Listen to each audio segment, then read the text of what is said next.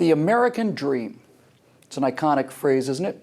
There's no French dream. There's no German dream. There's not even an Australian or a Canadian dream, but there's an American dream, or at least there was.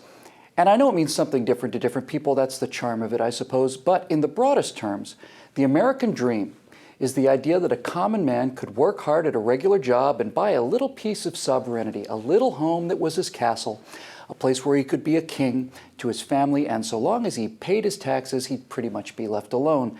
The American dream, when it was all said and done, was about being an individual, an actual person, because when you owned your home, you were own little country, in a way. It's a post-war dream, really, those often sneered at, but in the end marvelous little boxes of ownership and freedom out in suburbia, away from the faceless mobs and the crime and the trains in the city, a place so far from all of that that you had to own your own car in order to get there. So this week's three-part trifecta looks at the past, present, and future of the American dream. And joining me now to talk about what it meant and continues to mean are Steve Green and Scott Ott. Gentlemen, we're all of an age to have grown up on the idea of the American dream, and to some extent, I think all three of us have reached it. And we'll get into the problems with the American dream in part 2 and how to fix them in part 3. But for now, Steve, what did the American dream mean to you growing up, and do you think you attained it? Yes and no. It's so frustrating. You know, we've got the place in the suburbs. We've got the 2 kids. We've got the 2 dogs. We've got the cat. It's the big garage with the 2 cars in it.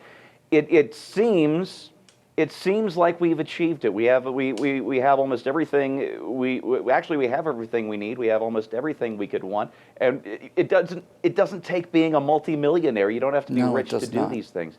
And yet, it feels like it could all be taken away so very, very quickly. We're once again in this inflated bubble economy where the Fed creates all these dollars to prop up the 1% so they can trickle down their spending onto us.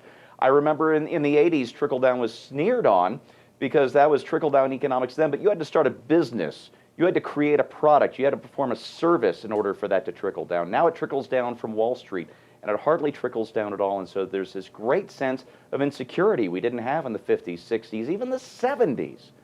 And that's the big fear, isn't it? That's not a dream. That's fear. That's it. There's a general sense of shakiness in the foundations of this American dream.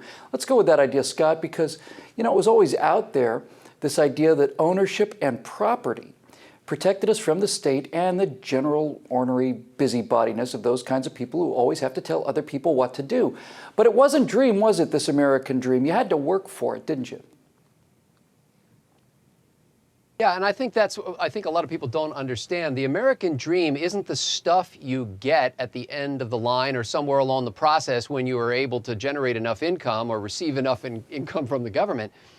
The dream is the journey in many ways. I mean, I think I'm living the American dream, and I will never arrive at it. I'm always in the process, and the reason why the journey is so great is because I can go anywhere.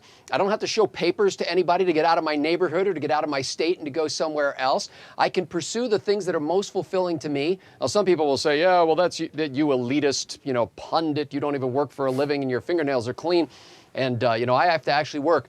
But no, even a guy who works in a steel mill or a coal mine or a textile factory or whatever you're doing for a living, that's it. Your dream may be, I want to take care of my kids. I want to give them a better chance than I had. I want to be able to be seen as the provider for my family. I want to coach Little League. I want to be the Boy Scout troop master. Whatever it is, we have the liberty and freedom to do this. I do want to take issue, though, Bill, with your introduction where you said there is no French or German dream. There are actually dreams for every country around the world. And those dreams are, I want to go to America.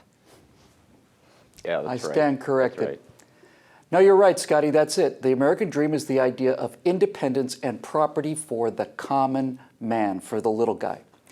When Thomas Jefferson penned the Declaration of Independence, his most memorable line was the idea that a sanctuary could be placed right here on earth among mortal men for life, liberty, and the pursuit of happiness. Now, his co-founding fathers must have listened to that line and said something along the lines of, hey, cool story, bro. because it had always been life, liberty, and property that were the guarantors of freedom. In part 2 of this 3-part trifecta, we'll look at how the demonization of property and the mocking of hard work are destroying this revolutionary idea. And in part 3, we'll see what, if anything, we can do about it. For PJTV, I'm Bill Whittle.